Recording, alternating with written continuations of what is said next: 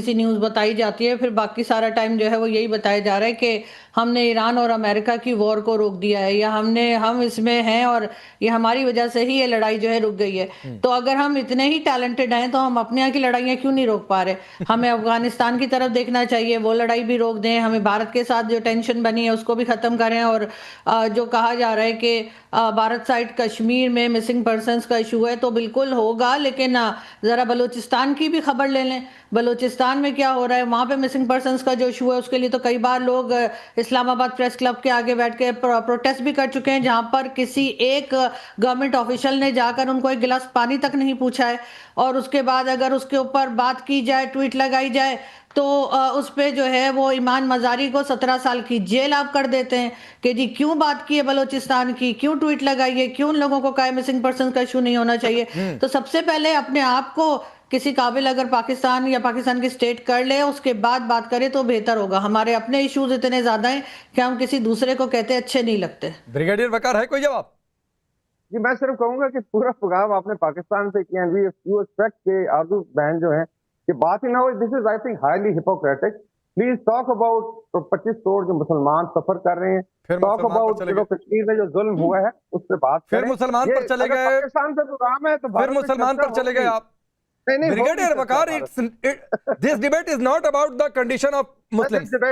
कितनी बार आपको कह दूं भाई कि मुसलमानों के हालात पर फिर कभी चर्चा कर लेंगे। नहीं क्यों करें, क्यों नहीं करेंगे, नहीं क्यों करेंगे? अभी आपसे जो पूछा जा रहा है उसका जवाब आप नहीं दे रहे हैं। घूम फिर कर मुसलमान मुसलमान, यही चूरन आप लोग बेचते हैं। दिक्कत सिर्फ यही है, और ये आपके यहाँ की जनता को शायद समझ में आए किसी दिन। राठौर सर आप कुछ कह रहे थे। मैं ये कहना चाहता हूं कि अभी हाल में एक परिवार, ईसाई परिवार कसूर के ईंट के भट्टे से गुलामी से आजाद किया गया, जो पिछले 140 सालों से गुलामी कर रहा था। बंधुआ मजदूर था क्योंकि उसके पुरखों ने पेशगी ली थी। अभी 140 साल की बंधुआ मजदूरी के बाद आजाद हुआ है, और एक अमेरिकन ने आके उसका पैसा दे के आजाद किया। और वहां पर करीब 4 लाख ऐसे परिवार हैं आपके सिंध में और पंजाब में, जो कि आज भी पेशगी में बंधुआ मजदूरी कर रहे हैं, प्राइवेट जेलों में रखे जाते हैं। कभी अपनी निगाहें उनकी तरफ भी ले जाएं। 140 साल का वक्फा कम नहीं होता, पुश्तें खप जाती हैं।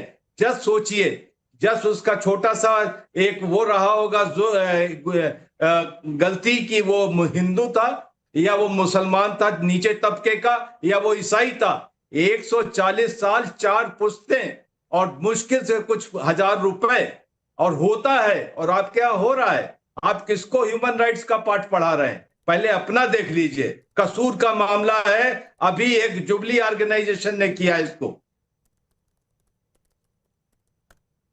बोलिए वकार साहब, कुछ समझ में आया यहाँ भी? जी मैं बताऊंगा, या फिर आएंगे उसी पुरानी वही ढपली वही राग? नहीं 5000 साल का जो कास्ट सिस्टम है ना, जिसमें आज भी जूठन किताब पढ़े वाल्मीकि की, एंड देन रीड जो सेकशकारा है, इनकी दलित खातून है, उनकी जरा किताबें पढ़े।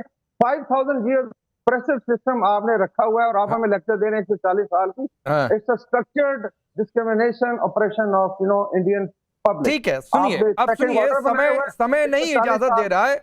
वकार साहब, आपको पढ़ने का बहुत शौक है ना, तो जाकर आपके यहाँ के पाकिस्तान में माइनॉरिटीज के हालात क्या है इस पर रिपोर्ट पढ़ लीजिएगा, और ना समझ में आए तो आरजू से मांग लीजिएगा। हो सकता है कई सारी रिपोर्ट्स आपको आप तक भेज दें। आपने यहाँ पर माइनॉरिटीज के लिए क्या काम तय करके रखा है, कितना कोटा देकर रखा हुआ है तय कर लीजिए, बचे ही कितने तय कर लीजिए।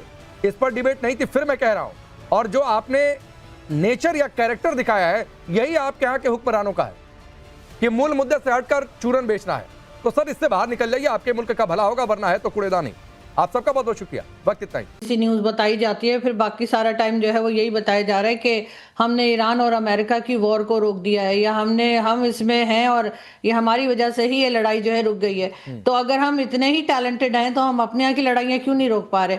हमें अफगानिस्तान की तरफ देखना चाहिए, वो लड़ाई भी रोक दें, हमें भारत के साथ जो टेंशन बनी है उसको भी ख़त्म करें। और जो कहा जा रहा है कि भारत साइड कश्मीर में मिसिंग पर्सन्स का इशू है, तो बिल्कुल होगा, लेकिन ज़रा बलूचिस्तान की भी खबर ले लें। बलूचिस्तान में क्या हो रहा है, वहाँ पे मिसिंग पर्सन्स का जो इशू है उसके लिए तो कई बार लोग इस्लामाबाद प्रेस क्लब के आगे बैठ के प्रोटेस्ट भी कर चुके हैं, जहां पर किसी एक गवर्नमेंट ऑफिशियल ने जाकर उनको एक गिलास पानी तक नहीं पूछा है।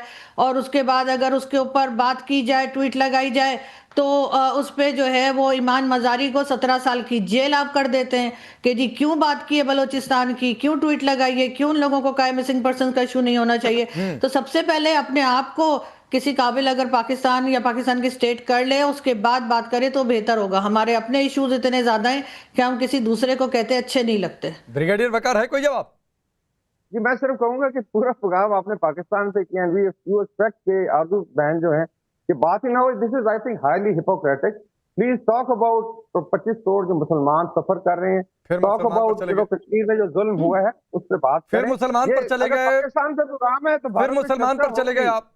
Brigadier Waqar, this debate is not about the condition of Muslims. कितनी बार आपको कह दूं भाई कि मुसलमानों के हालात पर फिर कभी चर्चा कर लेंगे। नहीं क्यों करें, क्यों नहीं करेंगे, नहीं क्यों करेंगे? अभी आपसे जो पूछा जा रहा है उसका जवाब आप नहीं दे रहे हैं। घूम फिर कर मुसलमान मुसलमान, यही चूरन आप लोग बेचते हैं। दिक्कत सिर्फ यही है, और ये आपके यहाँ की जनता को शायद समझ में आए किसी दिन। राठौर सर आप कुछ कह रहे थे?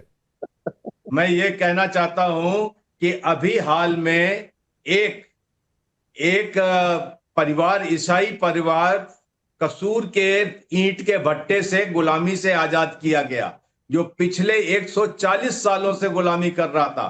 बंधुआ मजदूर था क्योंकि उसके पुरखों ने पेशगी ली थी।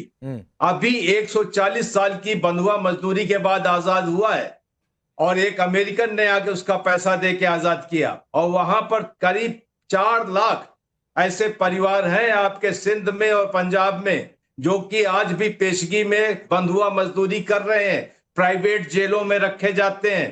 कभी अपनी निगाहें उनकी तरफ भी ले जाएं। 140 साल का वक्फा कम नहीं होता, पुश्तें खप जाती हैं। जस्ट सोचिए, जस्ट उसका छोटा सा एक वो रहा होगा जो गलती की, वो हिंदू था या वो मुसलमान था नीचे तबके का, या वो ईसाई था। 140 साल, 4 पुश्तें, और मुश्किल से कुछ हजार रुपए, और होता है। और आप क्या हो रहा है? आप किसको ह्यूमन राइट्स का पाठ पढ़ा रहे हैं? पहले अपना देख लीजिए। कसूर का मामला है, अभी एक जुबली ऑर्गेनाइजेशन ने किया इसको। बोलिए वकार साहब, कुछ समझ में आया यहाँ भी? जी मैं बताऊंगा, या फिर आएंगे उसी पुरानी वही ढपली वही राग? नहीं 5000 साल का जो कास्ट सिस्टम है ना, जिसमें आज भी जूठन किताब पढ़े वाल्मीकि की, एंड देन रीड जो सेकशकारा है, इनकी दलित खातून है, उनकी जरा किताबें पढ़े। 5000 ईयर प्रेसिव सिस्टम आपने रखा हुआ है, और आप हमें लेक्चर दे रहे हैं 140 साल की। It's a structured discrimination operation of Indian public. ठीक है, सुनिए, अब सुनिए, समय नहीं इजाजत दे रहा है। वकार साहब, आपको पढ़ने का बहुत शौक है ना, तो जाकर आपके यहाँ के पाकिस्तान में माइनॉरिटीज के हालात क्या है इस पर रिपोर्ट पढ़ लीजिएगा, और ना समझ में आए तो आरजू से मांग लीजिएगा। हो सकता है कई सारी रिपोर्ट्स आपको आप तक भेज दें। आपने यहाँ पर माइनॉरिटीज के लिए क्या काम तय करके रखा है, कितना कोटा देकर रखा हुआ है, तय कर लीजिए। बचे ही कितने तय कर लीजिए।